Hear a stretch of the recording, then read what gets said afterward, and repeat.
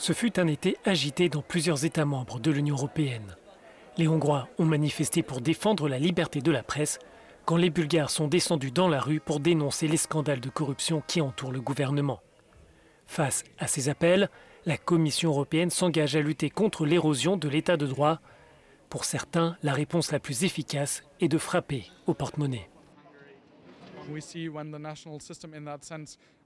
Lorsque l'ensemble d'un système national s'effondre ou qu'il est pris en otage par un groupe de personnes qui détournent l'argent à leur profit, alors l'Union européenne n'a pas d'autre choix et doit vérifier où vont ces sommes pour éviter le vol de l'argent payé par les contribuables européens.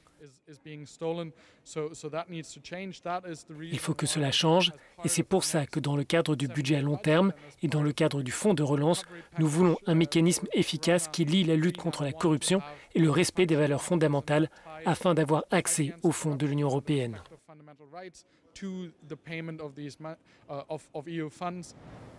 Les eurosceptiques du Parlement européen estiment que ce n'est pas à la Commission européenne ou aux eurodéputés d'utiliser la question de l'état de droit comme arme politique contre les gouvernements conservateurs. Toute irrégularité devrait se régler devant la justice.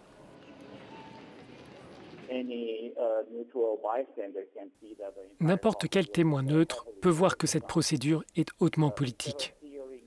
Plutôt que d'écouter la voix des experts, des juges, des avocats ou des professeurs qui enseignent le droit dans les universités européennes, nous voyons des politiciens, en particulier au Parti populaire européen ou chez les libéraux, qui parlent de l'état de droit et souvent leurs propos n'ont rien à voir avec la question de l'état de droit.